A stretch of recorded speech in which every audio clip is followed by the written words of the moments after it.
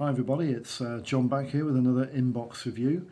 The last aircraft 72nd scale model inbox review I did was of an Airfix Hawker Typhoon 1B, the new tool model. And today I'm going to do another Typhoon review.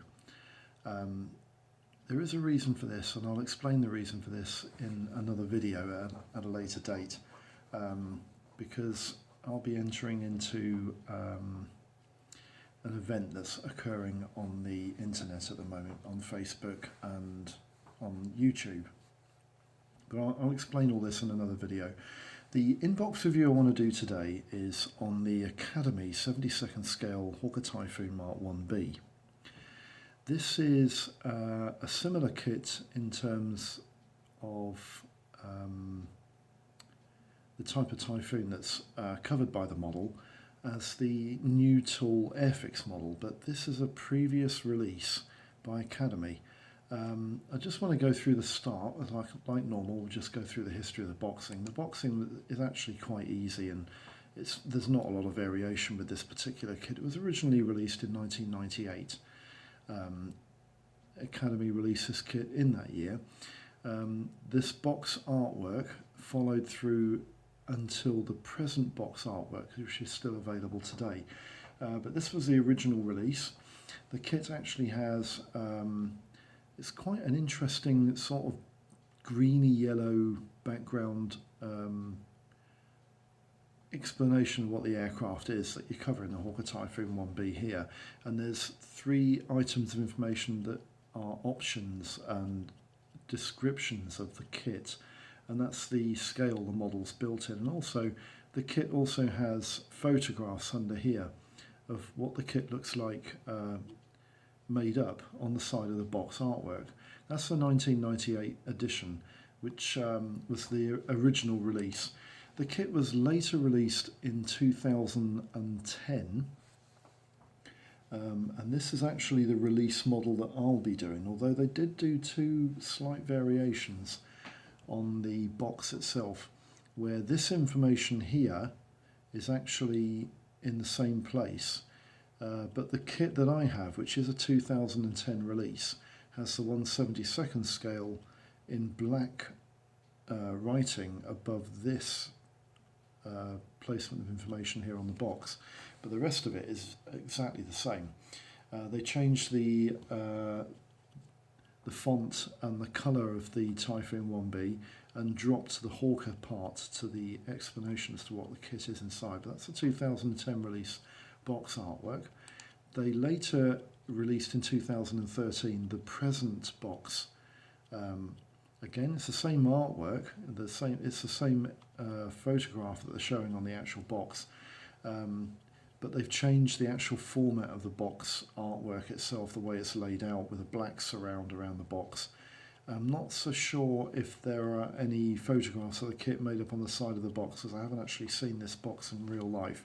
But this is the present release Hawker Typhoon from Academy that's out at the moment. There is actually a further release which occurred in 2014, which was a celebratory 70th anniversary of the Normandy invasion from 1944 to 2014. And this was a release which incorporated 2 separate 72nd scale kits, the Academy Spitfire Mark 14C and the Hawker Typhoon Mark 1B.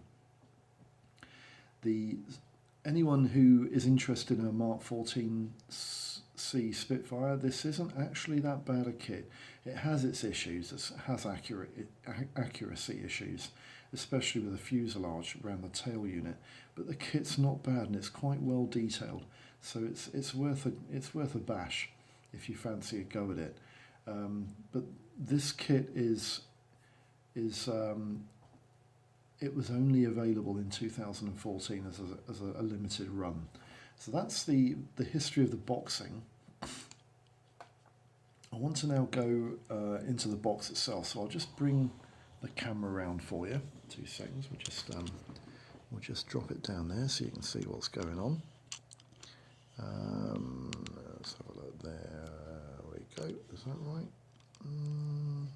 That looks about right, doesn't it? There we go. So this is the kit that I'm actually doing an inbox review on. This is the Academy 1/72nd scale Academy 1/72nd scale Hawker Typhoon Model 1B. It's the same variant as the Airfix new toolkit and the old tool first generation Airfix kit.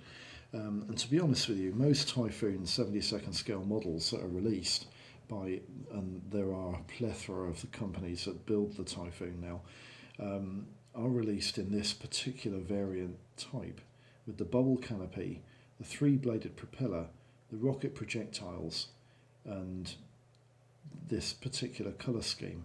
This often comes with the invasion stripes, but not always. But the Academy kit has a couple of features about it which are worth tackling if you fancy a different type of Typhoon build. We'll just open the box here. Before we do that, I just want to state that on the side of the box you've got some lovely pictures of the kit made up, which is nice. This is the three-bladed variant here, which is made up. We'll open the box, you can have a look to see what's going on. We'll start, as we usually start, with the instruction leaflet. The instruction leaflet itself is a nice handy little size. It's about, what's this, about A5? It's actually smaller than A5. Nicely printed. You've got the information and history on the aircraft itself here in several different languages. Just in case anybody's interested, Academy models are actually made in Korea, South Korea that is. They're not an American company. A lot of people think they're American, but they're actually South Korean. On the back edge of this pamphlet, this instruction leaflet, you've got two colour code and decal guides. I'll just fold this over a little bit here so you can see this. There's two distinctive versions of the Typhoon that's covered by the Academy kit. You've got one which has the invasion stripes, circa sort of Normandy 1944, and the other one which is a later variant, around about August 1945, sort of towards the close of the war. And this particular kit, as you can see here, has a four-bladed prop, which is, as far as I know, one of the few 72nd scale models that features a four-bladed prop or a three-bladed prop option. Most kits usually have a three-bladed prop. So that's an interesting feature of the Academy kit. You also have a parts guide here, which gives you a plan of the three different grey sprues and the transparency sprue, which is here. The transparency canopy comes in two parts, so you can actually have the kit in open or closed cockpit variation. And what I like, and I've always liked this idea of where they give you a guide to the parts, is that each part is clearly ID'd with a part number. It's not always easy to locate the part numbers on the sprues because they're often not very clearly moulded, and they're often not easily ID'd because of the severity of the wear on the moulds. Some of these kits are quite old. This one isn't that bad. This model's only 19 years old, so the model mould itself shouldn't be that bad. But that's a nice little clear laid out paint guide, plan for the parts, and the paint guide at the back, which is quite clearly printed, and it gives you the colour codes here for the different paints used on the kit. And then we go to the actual instructions themselves. The instructions, they show that this kit is actually, it's not a basic kit that's easy to build. It's got quite a lot of options in it, and there's quite a bit of interior detail. I'll just fold this instruction leaflet over so you can see these parts of the steps here. The kit builds up, as you can see, in 8 different steps. The first step here is the interior. There's the floor pan, the pedals, the bulkhead for the bulletproof section to the seat, and the seat goes in place there with the joystick. One of the things I have noticed about this kit that it does not have a slanted joystick, which is actually incorrect when you look at interiors of real Typhoons, and I do believe there are only really one real Typhoon left in the world, and that's the one that's in France, in the museum in France. It has a slanted joystick. It slants over to the starboard side of the interior. And this kit is definitely straight, as you can see. The instrument panel there, which has a separate part for the gun sight, and that's the oil cooler and the filter, which also has a plate there which sits over the top of the filter, making the guide plate which goes in so that the air is directed straight into the filter itself. It's quite detailed. It looks like there's quite a lot of parts involved in the interior. It's not just a basic pilot and pilot seat. Academy kits, I haven't built an Academy kit that comes with a pilot yet. It would have been nice if they'd have given you a pilot, but they don't. Wing construction in step 3. When you build the wings, you have to remember to take out the location holes in the lower section of the wing, part C1 here, to fit the RP rockets. Then the wings and tailplane go onto the fuselage to form the airframe, and in section 5 you have the choice of the 3 and 4 bladed propeller. It uses the same backing plate, A21, but the spinner obviously is different. The retainer's the same, but the spinner for 4 and 3 bladed spinners are actually different parts, and the blade and the 4 and 3 bladed propellers there are given as clear options.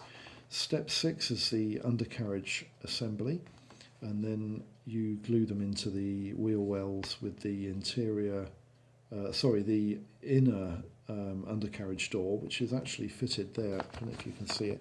It's actually fitted there with a hydraulic ram, which is also a nice feature. I haven't seen that on a lot of other kits. In section 7, you've got the transparency parts fit with the cockpit canopy in the open or closed position, and then in section 8, to finish off, you have the rocket projectiles fitment and the pitot tube which goes under the wing. So that's the instruction leaflet. You've got lots of paint guides here underneath which show you all the different paints you require to build the kit and paint the kit during its construction. There's also some nice little keys there for methods of constructions and what you do during the construction to ease, things like glue, don't glue, cut here, optional parts, decal application, things like that. So that is the instruction leaflet. It's a fairly Academy style instruction leaflet. They're quite well printed. They're quite handily sized. They're not over big, which is nice. Then we'll go into the decals. Now the decals. The decals are worthy of note because they're actually marked as copyright by Academy Plastic Model Company Limited, and there's the Academy badge there, which shows that they're manufactured by Academy. Now I'm looking at these decals and they're extremely nice. They're making me wonder whether they're made by Cartograph. I don't think they are. They don't have that type of backing paper that Cartograph generally use, but the quality of these decals is pretty close to Cartograph. They're very, very crisp. The register is absolutely spot on. The carrier film is nice and thin. It's not shiny. I think these decals will apply incredibly well, and I don't think you'll have any issues with register. I have used Academy decals before. They do slide off the paper nice and firm. They don't disintegrate when you use them. And those invasion stripes, they actually have separate decals for the undercarriage doors, which is really nice because a lot of models you have to mess around with the decals and cut them into the shapes you require for the undercarriage doors. There's walkways there for the wing roots and the low-vis roundels. They're really nicely reproduced. I really like that decal sheet. It's in my opinion, it's easily as good as a Cartograph set of decals, and it wouldn't surprise me if they were made by Cartograph. A lot of people underestimate Academy kits. They look over the kit because it's an Academy kit, it'll be alright, I suppose. But Academy kits are actually quite good. I have built the Academy Grumman Avenger, and that was a nice kit. Went together really well. There was not much filling to do on the kit whatsoever. The transparency on it was as good as the one in this Typhoon kit. I'm going to show you the transparency quickly here. I don't really want to take it out of the bag, but you should be able to see the transparency through the plastic bag quite well. I'll just make it so that you can see it really easily. There we go. The transparency on this kit is, in my opinion, as good as the one in the Airfix new tool kit. I didn't think it was possible because the transparency in that model is superb, but this one is pretty good as well. I can actually see my fingerprints through the curvature of that bubble canopy. That is really, really nice. So top marks there for Academy. I like the fact that it's a two-piece canopy. You can have it in the open and closed position. We'll go into the sprues now. The sprues themselves, the kit comes in 3 grey plastic sprues, and we'll start with this sprue here, which features the fuselage sides. And I'm going to try and get as much of this in focus on my phone as I can to show you exactly what I mean. The reproduction of the parts by Academy in this kit is actually quite nice. Yeah, it's actually quite nice, and one of the things that I find remarkable about the Academy kit, when you think it's a 98 release, the mould was released in 1998, is that this kit has recessed panel lines. I was not expecting recessed panel lines on this kit, but they are actually, they're quite nicely and finely moulded. I like the look of this kit. It's, in my opinion, it's not as accurate in terms of reproducing the shape and the overall detail interior as the Airfix model, but the finish that you're likely to get is probably going to be as good for the exterior of the fuselage. The fabric covered rudder there is very, very faithfully reproduced, if you can see that. The actual texture of the fabric on the rudder is really nice, and you can see the recessed panel lines there. They're very nice. I like what Academy have done with the moulding on this kit. You've got the 2 optional 3 and 4 bladed spinners there, and the backing plate for the propeller. The pilot seat, not quite as good or detailed as the Airfix kit, but it's the right size and shape.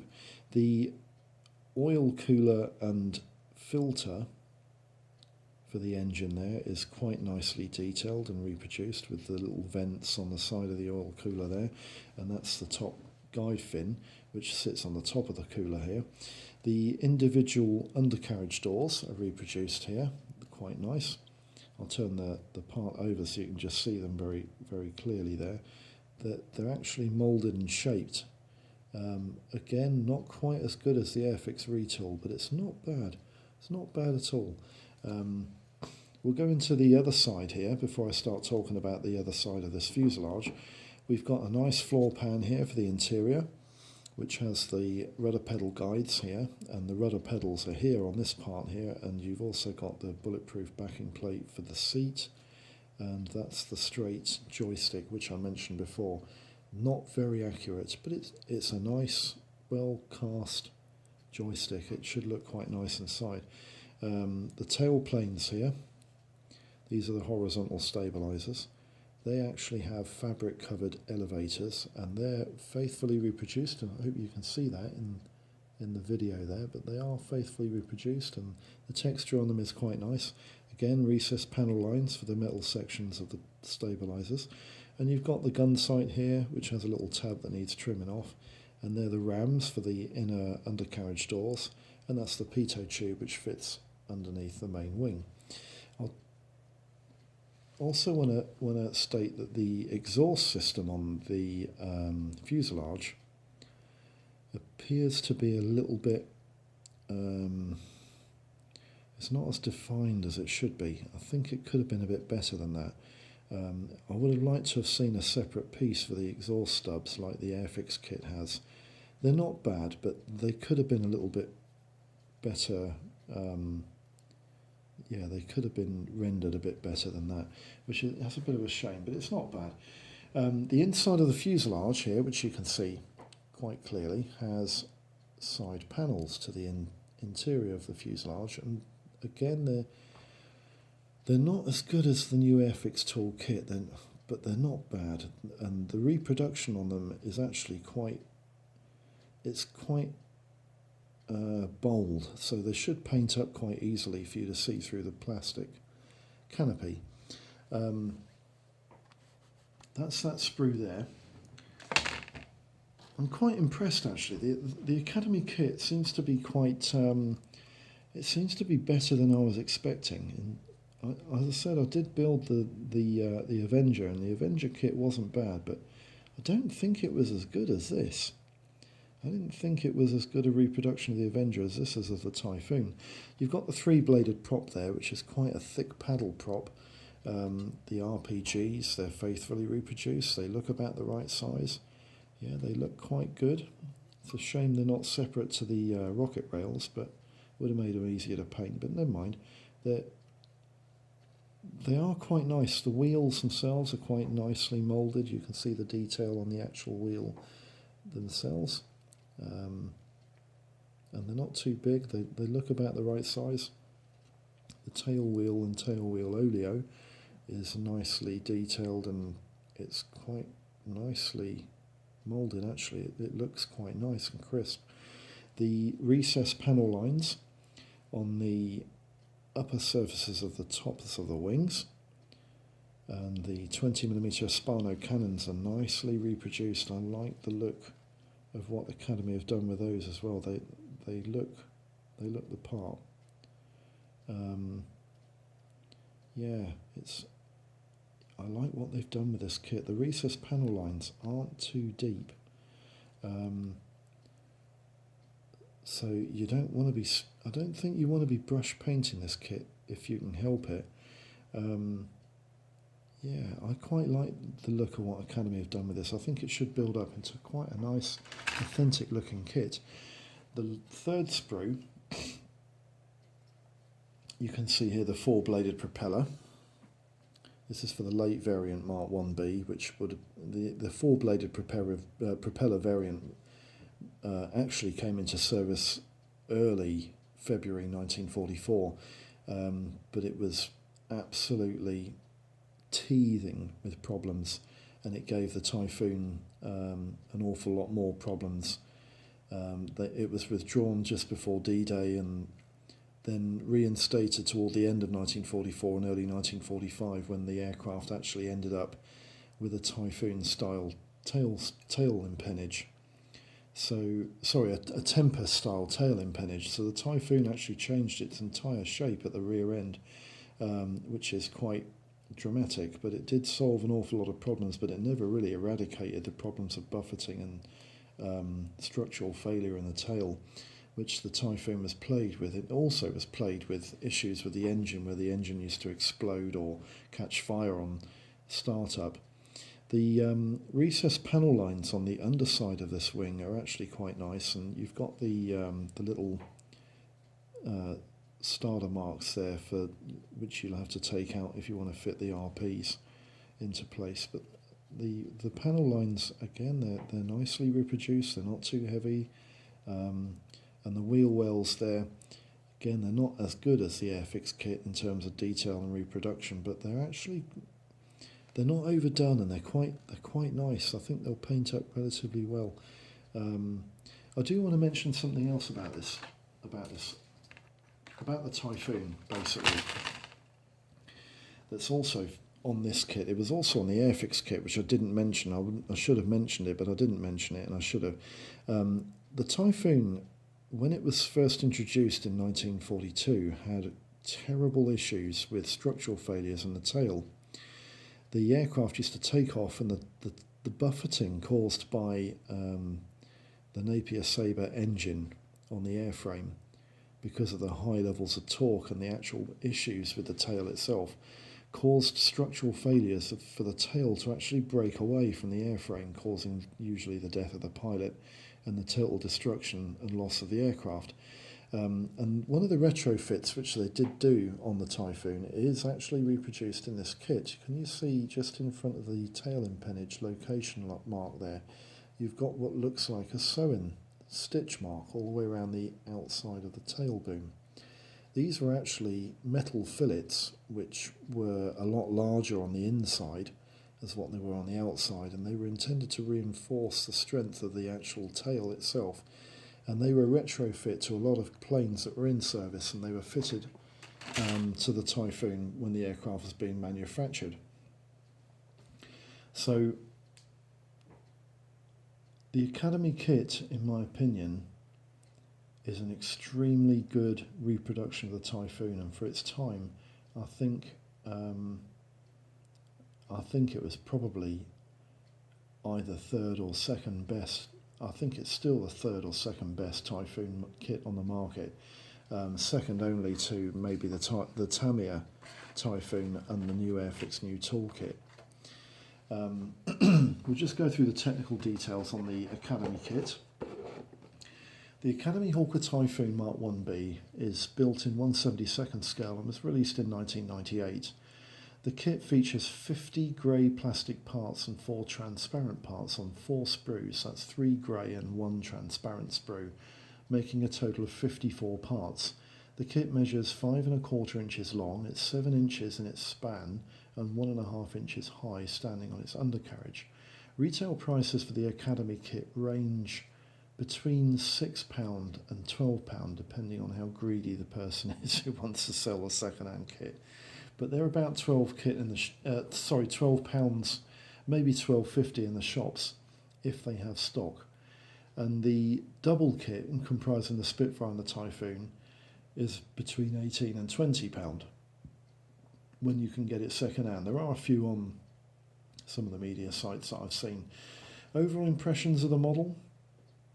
The recessed panel lines were a bit of a shocker for me. I wasn't expecting them, and the kit is very detailed for the date of its release. The optional position canopy and undercarriage with the options for the 3 or 4 bladed propeller is actually a massive plus for this kit. I have not seen another 72nd scale kit that has options for 3 or 4 bladed props. There's also options for a Normandy Invasion with invasion stripe decals and one which doesn't have invasion stripe decals, which is something else I've not seen. They usually have one or the other. And in my opinion, it's possibly the best Typhoon 72nd scale kit released on the market until the 2013 new tool release from Airfix. I haven't actually seen the Tamiya kit. Tamiya kits have a reputation for being second to none. But I think the Tamiya kit would have to go quite a way to beat this particular Academy model. I'm really impressed with this kit, and I think it will do really well in a build. And even for the experienced modeler, I think it has lots of potential to produce an incredibly good, well-detailed and faithful reproduction of the Typhoon Mark 1B. So that's it for the Academy kit. I hope this video has been of some use, and I'll see you for the next one. Happy modelling, guys. Bye-bye.